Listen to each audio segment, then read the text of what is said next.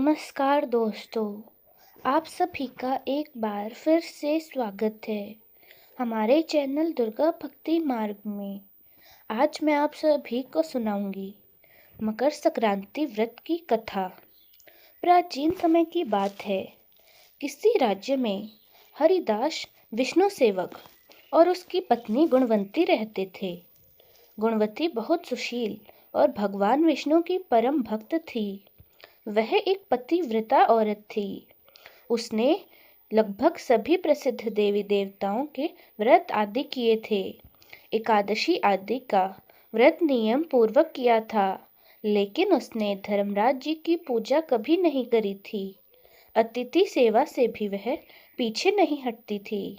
इस प्रकार सदाचारी तथा धर्मपरायण से वह अपना जीवन व्यतीत कर रही थी। एक समय गुणवती की मृत्यु हो गई। धर्म कर्म के प्रभाव से यमदूत उसे आदर पूर्वक पापियों को भय प्रदान करने वाले धर्मराज जी के लोक में ले गए, जहां उसने देखा कि उस लोक के 4 द्वार है।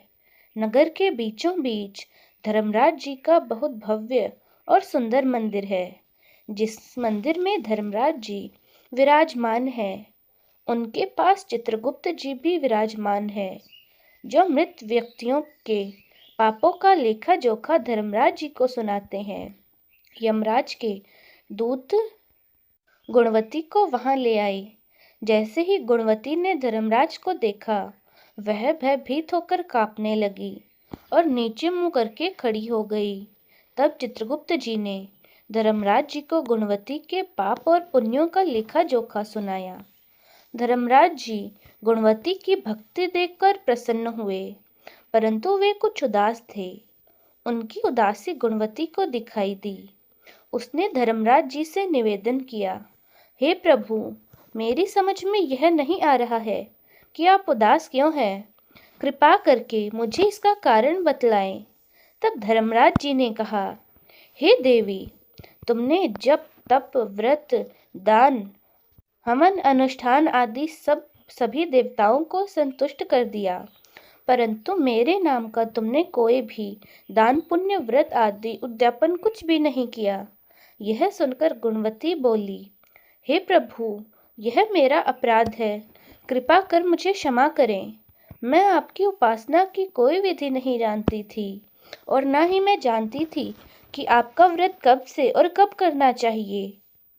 कृपा करके मुझे इसका कोई उपाय बताएं, जिससे मनुष्यों को आपकी कृपा का पात्र बनने का अवसर प्राप्त हो। तब धर्मराज जी कहने लगे, सूर्य देव के उत्तरायण में जाते ही जो महापुण्यदायी मकर संक्रांति आती है, उसी दिन से मेरी पूजा शुरू कर देनी चाहिए। इस प्रकार साल भर मेरी कथा सुनने से और मेरी पूजा आदि कर दान पुण्य देने से व्यक्ति सभी प्रकार के दुखों से मुक्त होता है, और फिर वह व्यक्ति मेरे पास सदा सुखी ही रहते हैं। यह सुनकर गुणवती ने धर्मराज जी से प्रार्थना करी कि हे प्रभु, यदि ऐसी बात है तो मुझे इन यमदूतों से छुड़ाकर फिर से संसार में वापस भेज दीजिए, जिससे मैं आपकी कथा का प्रचार कर सकूं।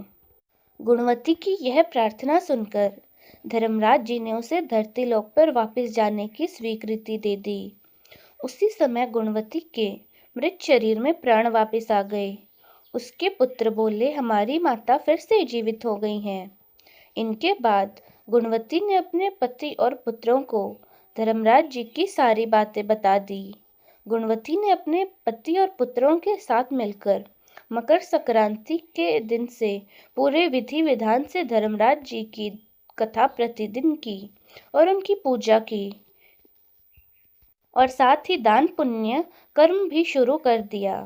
इस प्रकार गुणवती ने साल भर कथा सुनी, और वह सभी सुखों को भोगने के बाद जब मृत्यु लोक को छोड़कर जाने लगी, तो स्वर्ग में देवताओं ने गुणवती का बहुत ही आदर सत्कार किया, क्योंकि वह एक बहुत ही धर्मपरायण और दयालु स्त्री थी। हे धर्मराज जी, इस कथा को कहते सुनते और हुकारा भरते, सब पर कृपा बनाए रखना और सबकी मनोकामनाओं को पूरा करना। तो दोस्तों, कैसी लगी आपको हमारी आज की यह व्रत कथा? कमेंट्स में ज़रूर बताएं। धन्यवाद।